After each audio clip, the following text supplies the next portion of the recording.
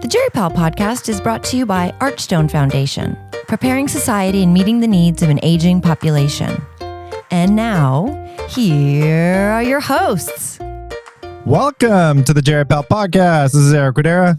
This is Alex Smith. And Alex, we have lots of people with us today. We got lots of people. We're going to start off with Claire Ankuda, who's assistant professor in the Department of Geriatrics and Palliative Medicine, Mount Sinai. Welcome to the JAGS podcast, Claire. Thanks. Great to be here. We have Chris Woodrell, who's assistant professor in the same department at Mount Sinai, and also holds an appointment at the J&J Peters Medical Center in the Bronx. Welcome to the JAGS podcast, Chris. Thanks so much. Glad to be here. And for those who can't see, Chris's background is the Seinfeld apartment. So on YouTube, you can check it out. And Claire, it looks like that doesn't look like New York. Is that London? Yeah. Central Park? This is the reservoir in Central Park. Okay. So we're looking at the west side. Mount Sinai is on the east side. And there's a great running loop around the reservoir. And you just put your laptop right there. I'm just sitting out here in Central Park. I like how the two New Yorkers choose New York virtual backgrounds. We don't travel far. We definitely don't travel far. Who else is with us, Alex? And we have Lynn Flint, who's a regular on this podcast as a host and a guest. She's associate professor in the UCSF Division of Geriatrics. Welcome back, Lynn. Thank you. And Ashwin, is this your first time on the podcast? This is my first time. I'm really excited. First time. All right. Ashwin Kotwal is assistant professor in the UCSF Division of Geriatrics. Welcome to the JAGS podcast. Thanks for having me. Eric, you're muted. Dang it. I'm super excited because Chris and Claire have authored an article in New England Journal of Medicine Catalyst on a telephonic support line in New York that they created. And then Lynn and Ashwin, they authored an article in Annals of Internal Medicine on key considerations in having goals of care conversations or serious illness communication over video or telephone. But before we get into that, we always start off with a song request. Claire, we're going to turn to you on this one. Do you have a song for Alex? Yeah, so on theme with our 24/7 palliative care telesupport line, I'd like to request the Carly Rae Jepsen song, Call Me Maybe. So I was afraid because I remember at the Foley Retreat, National Palliative Care Research Center annual retreat, Claire, I think, made me sing, what was it? Taylor Swift, Blank Spaces. Taylor Swift. So I knew I was going to get something like this. And true to form, I get Carly Rae Jepsen. And I thought that you were just torturing me when I first heard this request. And it was only like days later that Eric and I realized, oh, there actually is a connection with the podcast theme. I actually showed Alex the Sesame Street Cookie Monster version of this song, which I greatly prefer. Oh, I don't know that one. I haven't seen that ever. But it does not link. Right. That song does not link to the theme of the podcast, the Cookie Monster song. Okay, here we go. Let's see what happens here.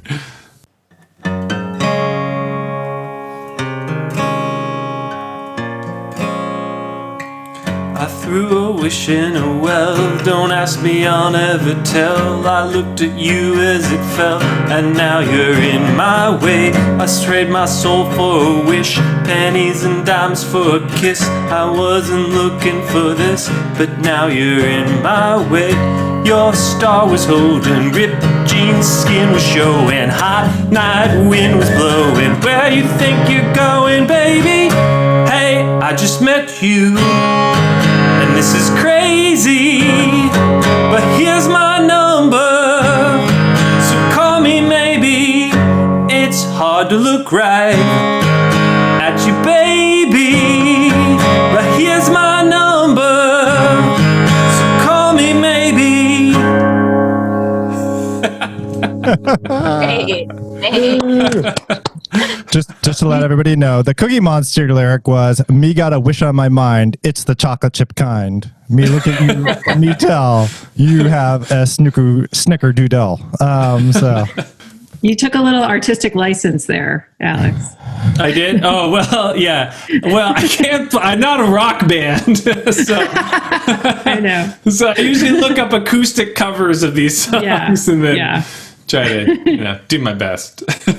So let's turn first to Claire and Chris. So you guys developed this great thing. We'll have a link to the New England Journal of Medicine Catalyst paper. Tell us the kind of the timeline. Why did you start thinking about putting together a palliative care support line, and how soon did you were able to get it up and running? So I think it was Monday, March 23rd. Things were starting to ramp up in New York City. Claire and I got a text message from Emily Chai, who's the senior author on the paper with us. And she said, can you be on a call? It was 8:20 in the morning. She said, can you be on an 8:30 call? We said, yes. So we got on the call and she said, I'm going to ask one of our administrators to procure an iPhone for you with its own number. And we'd like you to create a 24-hour phone line. And that was the guidance that we started with. And Claire and I got into a Zoom room together.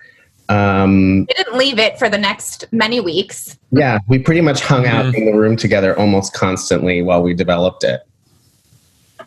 Yeah, and I think a lot of the story of why we wrote this paper, it's not supposed to be a story of like how to do this perfectly. It's more how we figured this out every day, realizing there was a new problem we hadn't solved and we were behind the 8 ball. The program, we call it Patch 24, which is an acronym for a palliative care support line. It changed every 3 days. And the first week in particular, like, I love the song Call Me Maybe baseline, but like this, we were trying to get business in the emergency room. And so I started going to these 8 p.m. emergency room huddles, like in the ambulance bay. And I don't think they've ever had a pal care doctor there at 8 p.m., in the ED. And it was like giving out this number, being like, just call us. Like, we'll figure it out. This is crazy, but just call us. And I think we just learned so much from the process, and it felt like our whole city was changing every 3 days. So it was an ever shifting thing. And when you first created this, what was the hope for this with this support line? What were you trying to do? Well, we also have to keep in mind that we have a large palliative care program in our health system at most of the hospitals. And so those teams had already been growing their capacity inside the hospitals. This line was meant to augment the work that they were doing and also provide coverage that goes, across the entire day, and also to reach the hospitals where palliative care has a relatively smaller footprint compared to some of the larger hospitals. In addition, one of the things that we very early decided was to really focus our efforts in the emergency department, because that's where a lot of our sickest patients were showing up, already very sick at that point in the pandemic, needing serious conversations, needing support for family that couldn't be at the bedside of the family member, and a lot of distress all at once in very large volumes. Mm-hmm. Although to start, we actually thought we would be doing a coaching line. Like, that was our idea. We'll get people from the hospital who just need some advice on how to have these conversations, maybe how to address symptoms.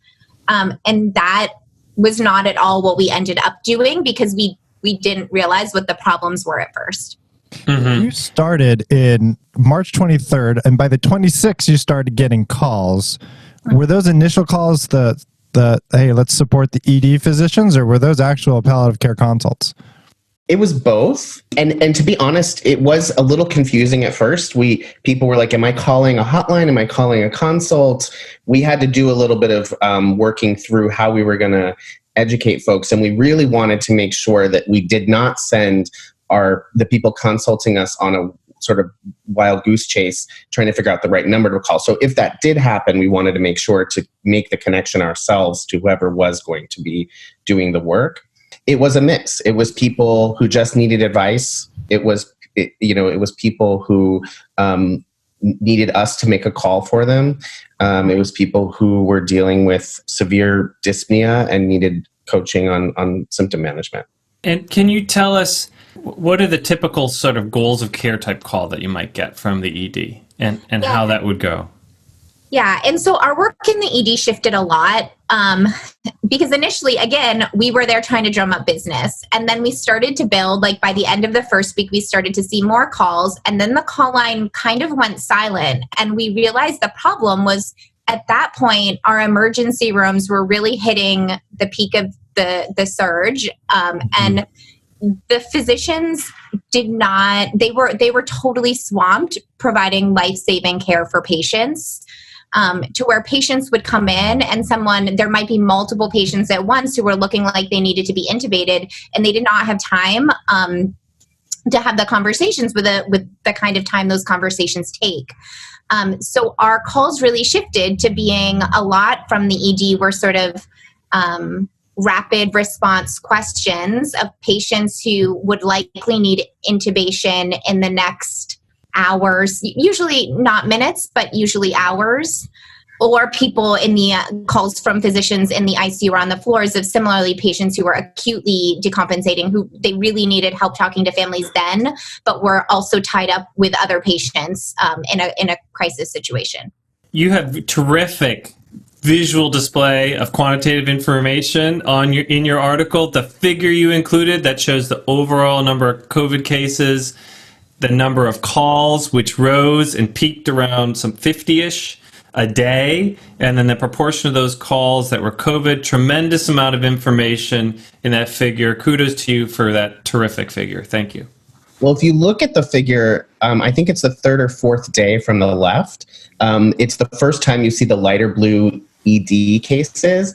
And that was the day, as Claire said, where the line went quiet from the ER and they weren't calling us anymore. And we realized they don't have time. And so Claire went in person that day. That first bar of ED cases, that's Claire physically on a Saturday afternoon in the emergency department. Chris normally likes to mention that I rode my bike in. It's his favorite part of this story. That's awesome. Awesome that you went in the midst of the pandemic and the crisis at the peak moment and were there on a Saturday, and that you rode your bike. Thanks. Well, I mean, I think the lesson learned was that the call line was a great tool to directly do PAL care work, but as a health system tool, it was also a great tool to figure out where needs were and target those precious in-person resources where in-person resources had to exist. Like the ED during these shifts, there was just no time to even make a call. So the call line helped us figure that problem out, which was a really interesting health systems lesson for us. One of our goals early on was once we realized sort of what people needed in terms of us making calls, we really wanted to be responsive, timely. When someone called us, we wanted to address the issue almost immediately.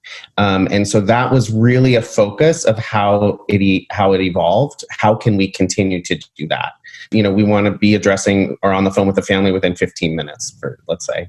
And it's interesting, you're doing like a couple consults for the first couple days. Claire goes in on Saturday.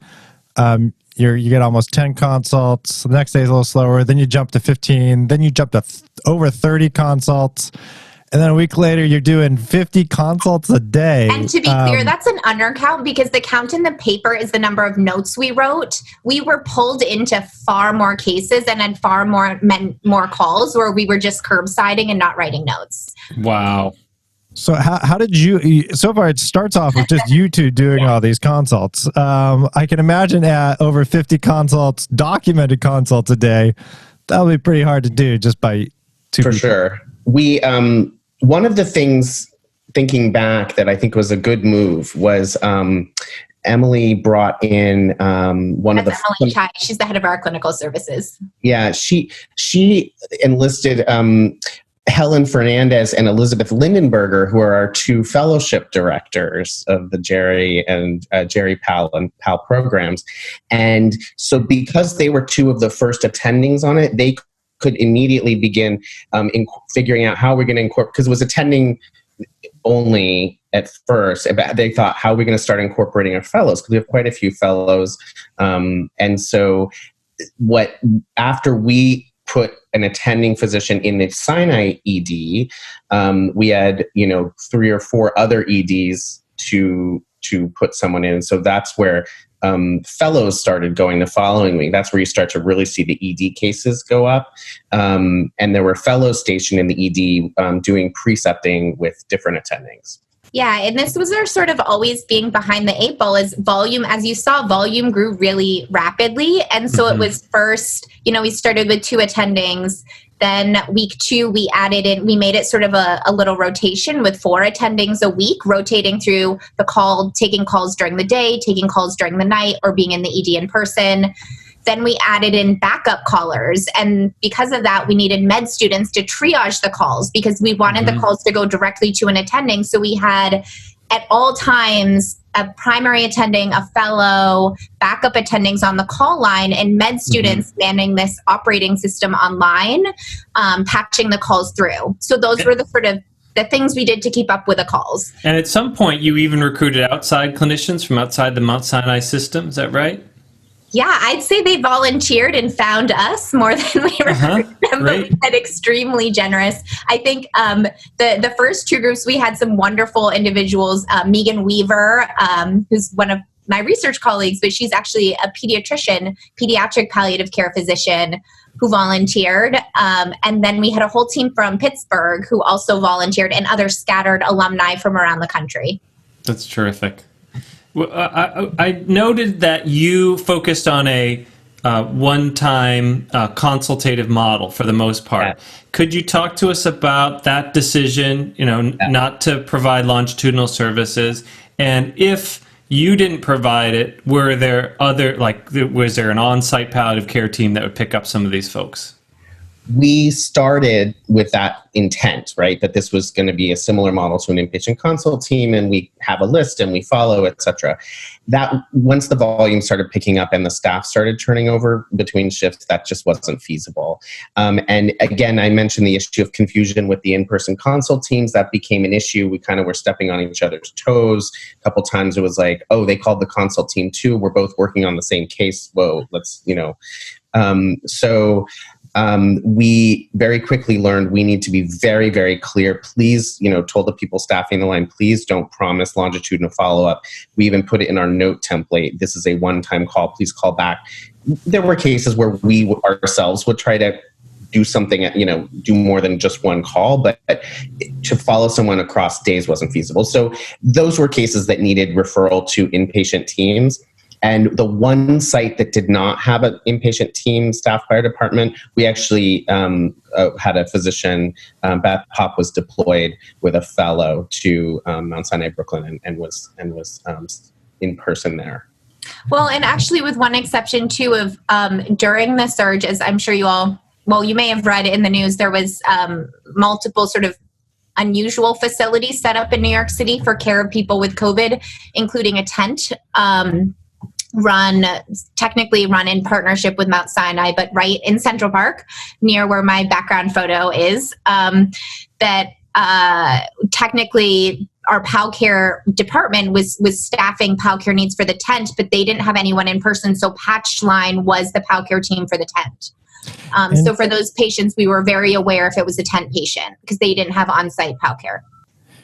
I also opened it up to Twitter to ask some questions for you guys. And Brianna Morgan brought up a really great point about what about incorporating other interprofessional team members like APNs, nurses, social workers, chaplains. Was there a role in this at all for them, or how did you guys think about that? That is a great point. And I think, again, lessons learned. I think there are some ways that we incorporated IDT and sort of broader staff outside of what we describe in the paper. Later on in the line, we had nurse practitioners helping staff patch, not at first, but later. our chaplains were our chaplain team actually took on all the bereavement work for patients seen by Patch who died. And in the emergency room, that's one of the few places in the hospital where there's really active 24/7 social work. So in the emergency rooms, we'd often partner with the on-site social workers. However, our own team, palliative care, social work, and chaplains as part of our regular team, I mean, we doubled our inpatient services as well. So they went from being spread thin to being spread extremely thin. So unfortunately, between the staffing needs and logistics, they weren't looped in on simultaneously with patch calls. They would always make themselves available to us, but yeah, we were sort of in addition to the structure that already existed with an IDT in the hospitals. And the other thing is some members of our team were doing work that they wouldn't normally be doing. Our massage therapist was holding the triage pager at one of the hospitals at one point. So, and as was the yoga therapist. So, it was about, we certainly missed having a full IDT for each case, for sure. And when there was a clear, something we could ask them to try to help us with, we definitely would. And we tried to leverage our relationships with people in other disciplines and other departments wherever we could, like the social workers. I also feel like for a lot of palliative care teams, we kind of went from maybe a couple telemedicine calls, if any, that we were doing, to really going from 0 to 100 in a very short time frame, about learning how to do this. Now, I want to turn both to Lynn and Ashwin. Lynn has been doing telemedicine calls in nursing homes for palliative care. Ashwin has been doing this as part of his outpatient palliative care clinic that he runs at the San Francisco VA. And you guys just published a great paper in Annals of Internal Medicine about kind of the key things that we should be thinking about when we're having these types of conversations on video or telephone. Based on your experience in this paper, Lynn and Ashwin, what are the key things that we should be kind of thinking about when we're having these conversations virtually? Yeah, I think that's a great question. I mean, hearing about some of these stories, Claire and Chris, that you're bringing up, the conversations that you were having with patients and family members who were coming into the emergency department and kind of distress and needed urgent medical decisions to be made. Those conversations can be hard to have in person, and there's so many important decisions that have to be made so quickly. And now we're having these conversations over the video or the telephone, even with these hospital visitor restrictions, the infection precautions. And so, I think Lynn and I really wanted to share strategies that we've learned so that we can still preserve, human connection, warmth. And I think many of the conversations that you have in person, the conversations that you had over video or telephone, they have the same principles. Careful preparation, building trust, having clear goals, being really mindful of emotion. So I think those same principles kind of hold. Well, another question by Ben Thompson is when you talk about building trust and rapport. Ben asks, how is the process of building rapport any different when you're not meeting patients and families face to face? I think it's a great question, because it seems on the face of it that it would be the same, right? But it's not. It's and I know Ashwin and I had been talking about writing something about this before the pandemic, actually, because we found that we were both really learning a lot from doing video visits in our different environments. And I will say, in my nursing home work, I was doing that through a research study, and I would have 3 visits with the patients, and I spent every single first visit almost entirely on getting to know the person and rapport building. And it was about developing trust. It was also about getting that person who was a frail nursing home patient used to using this interface, even to simply trust the fact that this was going to work and that we could have a human connection. Takes time with some people who are not as accustomed to it. So I think there is something to just the idea of having a chat for a few minutes to say, yeah, this is okay. This is a real person on the other end. It's not just some TV show or something like that. And you had a great hook to the beginning of your article. Do you want to share that story with our listeners? Sure, happy to. So back, I think it was March, it was almost exactly a year before the pandemic started, interestingly, a man had advanced COPD, was in an ICU, and a sort of, quote, robot doctor. So it looked, I saw a video of this. It looked like an iPad on a sort of a device with wheels was rolled into the ICU room. And you see the doctor's face on the iPad. And you hear a little bit of what he says. He's breaking bad news that the lung condition is not going to get better. And you hear something about morphine. And then the clip kind of ends, and the man died the next day. And the family was just really dissatisfied with the encounter, and so released the video to the press. And if you just Google robot doctor bad news, you'd get a ton of articles about this very story.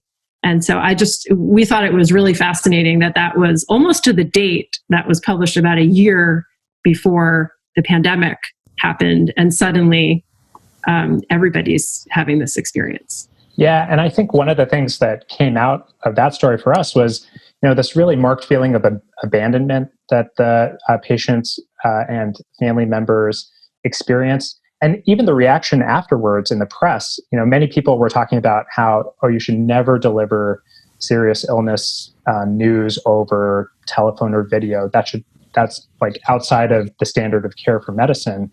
And, now this is happening all over the place. And I think what we realized was there's this perception that there's a huge risk that clinicians will feel like they're making their patients or family members feel abandoned. And we really wanted to encourage people to have these conversations, regardless of the mode of communication. We'd love to hear from your experiences, because you've all done these telephone and video calls now. What are some key pointers, lessons learned? What can our, practical tips for our listeners who might be engaging in these serious illness conversations via phone or video? So maybe we'll go around. We'll start with you, Ashwin. We'll go to Lynn, and then Claire, and then Chris. Ashwin, take it away. What would you say? I want to go back a little bit to the building trust and rapport. I think that's so important. And I think, even small gestures can go a long way. I spoke with a few colleagues who, one of their common practices was if they saw pictures in the background in the room, they would ask, the patient or family member, like, "Oh, I see some pictures in the background. Can you tell me a little bit about that?" Encouraging people to tell stories, learning about life prior to the COVID pandemic, just to get to know people a little bit more. I think the more that you can show people that you care, that you're making an effort, that you really want to build a relationship, that can help you get around some of the awkwardness that inevitably comes up in some of the video conversations. I mean, who hasn't had a conversation on Zoom where suddenly you're looking at someone's forehead or you're looking at someone's chin? Yeah. And so I think people are more likely to be understanding of some of that awkwardness if they see that you care and you're making an effort. Lynn. Yeah, I think that was a good segue to what I was going to say, is that this is something I talk about all the time in even when I'm teaching about in-person serious illness communication. I think transparency and authenticity is so important. It's nice to see everybody nodding. And I think, so calling out the awkwardness and just sort of saying, this is not how we normally do this. I may say things the way I don't normally say it. I might have to restate things. I even wrote a tweet about this in response to our article where, like, just last week, we were Zooming into a conference room where there were a couple of family members and a resident, and we Zoomed in to create social distance. And one of the family members started crying, and the resident's iPhone was propped up on the tissue box in the room. And so she grabbed the tissue box, and then the phone fell on the table, and I was looking at the ceiling. And and I feel like the palliative care team's key role is really helping to respond in those moments of emotion. And so I was able to sort of make a small joke and also respond to the emotion, because it was just a very awkward moment for the phone to fall down. Mm-hmm. So I think bringing that transparency and authenticity, and then I think going along with that, trying to prevent those moments by being really careful about how you set up the physical environment of your call. Mm-hmm. Family members shouldn't be driving their car, for example. Family members shouldn't widely distribute a link to a Zoom meeting so that you have suddenly 20 people calling in, stuff like that. Really trying to be mindful of the logistical details can help too. Yeah. Terrific. Claire? Yeah, I think, I don't know if this is a piece of advice or just a slightly different perspective, but allowing for the possibility of these technologies to improve communication, actually. I'm thinking about, in particular, most of our calls through Patch were on the phone. But one thing that we'd often do if a patient, especially if a patient was maybe about to be intubated or looking like time was very short in the emergency room, was to facilitate a Zoom call with family.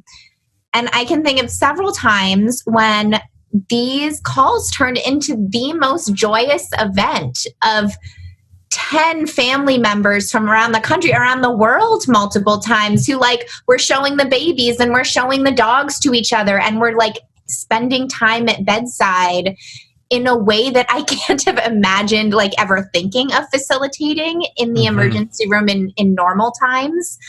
Yeah, one call in particular that, we just left the Zoom set up with a patient who was in his last minutes of life. And there were children in Japan and in the States, and there were puppies and babies. And it was so wonderful. And it was such a beautiful family presence at bedside that technology can create these things. So I think being creative about how to use this differently than maybe we normally do. It's a terrific point. Chris? So everything that you guys have said really resonates with me, especially, Lynn, what you said about transparency. I found myself on these calls on our line, usually early on in the conversation when I introduce myself and what palliative care is, I would usually add something right there about, I want to let you know I'm not present in the hospital. I'm being asked by your family member's team to make sure that you get a call, that we check in, we give you updates. I have been in contact with them. Really important for me in terms of developing, sort of our relationship on the call. And then the other thing, so as not to undermine that, is that when they invariably ask, what does my family member look like? We would tell everyone coming on as almost I think it was bolded in our instruction summary, always ask the team to talk to you about what the patient looks like. Because are they awake? Are they confused? Are they sleepy? Are they, whatever? Are they at the window? Are they, still in the ER? So because they will ask, and you want to be able to answer that question. And so I got a question for all of you. A bunch of us have also been doing these consultations with New York Presbyterian Columbia. And just to plug it, Journal American Geriatric Society just published a letter to the editor about our experiences in spanning these state and institutional borders to get volunteers online. We'll have a link to that. But I think one of the issues is some of the volunteers use Zoom. Some, like me and Alex, pretty much always just use telephone. Do we need video? Is it helpful? It sounds like, Lynn and Ashwin, you're using a lot of Zoom. Chris and Claire, you're using a lot of telephone. How do you think about that? We started with a plan to use, actually, it sounds like the same as the robot doctor. We wanted to do the robo-doctor. we really wanted to, but we really wanted to. Because we needed someone on the other end, and now people, I think, are figuring that out. They have different people in the hospital who can facilitate that. But in the beginning, when this was all happening, that just wasn't feasible. So we just ended up on the phone all the time. And then also, how do you get the family members to get the right software or app or whatever? They have to have a smartphone. That's a big problem. So for our purposes, just going back to the telephone was sort of the best we could do in the moment. You know, you lose the video image. How about your experiences? I think what I found is that when you have video, you have a little bit more ability to pick up some of those nonverbal cues that we rely on so heavily when we're having in-person meetings. And so I agree with Chris. You got to use the technology that's available, particularly the technologies that are most accessible. But if you're limited to telephone, I think it just means you have to be much more intentional about thinking about emotion and responding to it. Yeah, I'll say using Zoom helped us just logistically. We had some international family members with one case, and that seemed like the most straightforward way to get them all in the same room, so to speak. Right. We would do similar when with interpreters too. When it gets to be multiple children and an interpreter, the Zoom phone line, even without video, was our solution. You know, and thinking about your question too, I think one thing we learned that I haven't heard talked a lot about is there's a lot of talk, especially in communicating with patients, of how this can be a very cold medium and it can be hard to connect. I think one thing we found from the patch line, especially working the overnights, was the degree of intimacy of this work, in particular because you're getting a call at 2 a.m., at 3 a.m., like the dog is sleeping beside me. Like I'm in my home getting a call from a very distressed physician. I'm talking with them. It feels very intimate. Not maybe because the technology, but just because you're operating from within your space. And then oftentimes I'd be calling families and there might be the babies in the background. The kids are bursting in like because they want to watch another TV show. Like it, in some ways that could be a barrier. At other times it felt like an opening to a much more human interaction that I felt far more personally affected at times, I think, because I was in my own space and this blurring of work and life that I think was very new. Actually, that I was going to ask you earlier if you found any ways to build in just ways to take care of yourselves, because it was you could probably continue to be incredibly busy, and wanted to hear a little bit about that. Yeah, far less so. And I actually, one of my favorite phone calls was one that I think we mentioned in the paper of a hospitalist who called and like started telling the story of the patient and then just started weeping like before she got through the problem and was like, this is my first year out. I'm just so overwhelmed. Like, I don't know what to do. Mm-hmm. She's dying. Like it was right. It was clearly, and we talked about it. We talked through it. And then my dog started having this like weird coughing attack. And she was like, is that a dog? And we both like started laughing. And it was this very like human, wonderful sort of meaningful connection with a colleague that was facilitated through this. And I think we all talked about these interactions. We had a daily logistical huddle, technically, to go over the numbers every day, 9 a.m. and 9 p.m. We recently stopped, so we are no longer meeting twice a day. But I think those huddles were a great time to tell stories, to share, to vent. We formed tremendous camaraderie with each other and with our colleagues through this work. Is the phone number still active? Are you guys still doing this? It is still active. It's much quieter. Yeah. I'm glad to hear. Yeah. Now, it also looks like you peaked around like a little less than 2,500 COVID patients in the Sinai network. Do you know where you are right now? I want to say it's 400 in the system, 100-ish in the hospital. Significantly less. Huge difference. What's interesting is now the volume is way down. The complexity is way up, though. Right? Because now we have the chronic critical illness, situations, and a lot of these cases that we're getting now are much better addressed by the interdisciplinary inpatient teams, and they have the capacity to do so now. So it's a different role for the line. Yeah, that's what we also noticed with the New York Presbyterian model is that initially we were staffing consults in the ED, and that quickly changed as the surge passed to these longitudinal needs of chronically critically ill patients, where a one-time palliative care consultation just does not work for these individuals. Yep.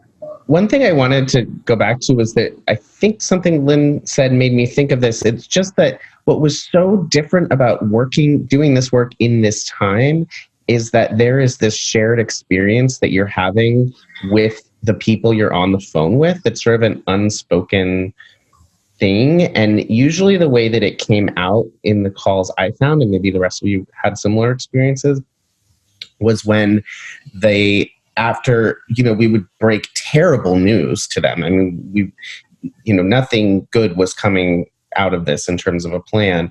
And then at the end of the call, they would thank us and tell us to be safe. And I quickly, I at first had some discomfort with that because I felt like, how do I, but then I quickly sort of just said, no, you need to respond earnestly to that and say thank you. And that means a lot.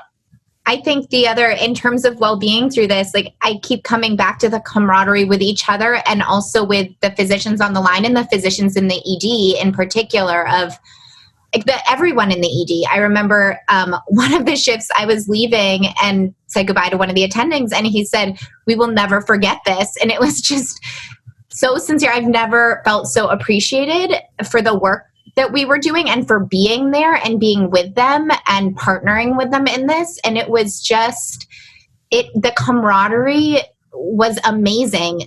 There was one night where it was a terrible shift and I think I saw like 15 patients and everyone it felt like was dying when I saw them. And these conversations are obviously very hard. And there was one patient I saw who I was just helping like go with the ED attending to sort of comfort a mother whose son had just died and really just be their first bereavement support along with other members of the team. And it was just one of these days where like it didn't feel like we were doing enough in the face of this horrible thing that was happening. And there's a security guard who had watched me speak with this family member. And later when I kept walking back and forth between them because I was going to different sections of the emergency room.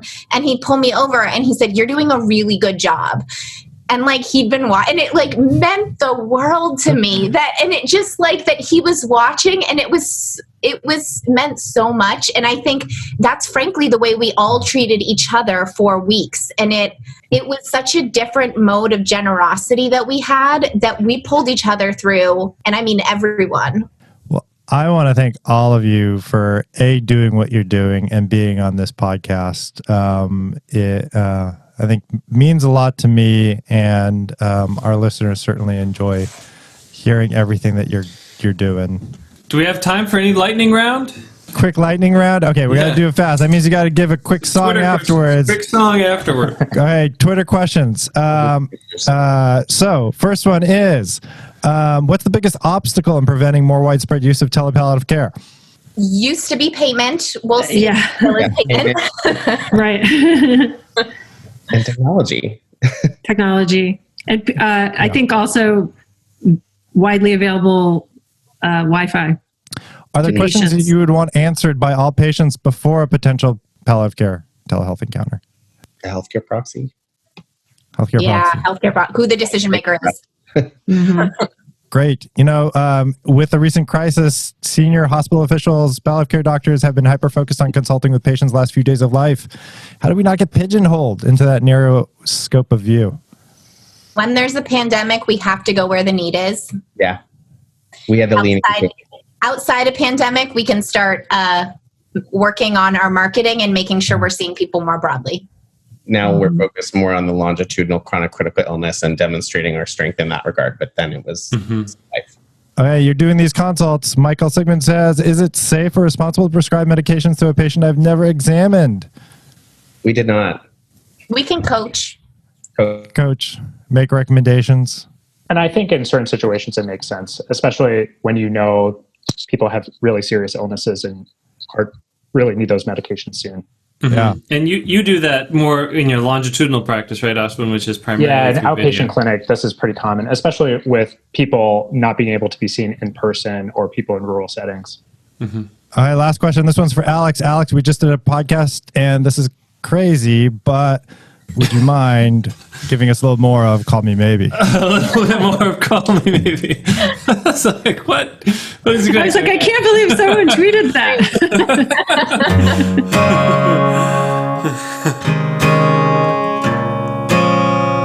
All right. Your star was holding, ripped jeans, skin was showing, hot night wind was blowing. Where you think you're going, baby? Hey, I just met you, and this is crazy. But here's my number, so call me maybe. It's hard to look right at you, baby. But here's my number.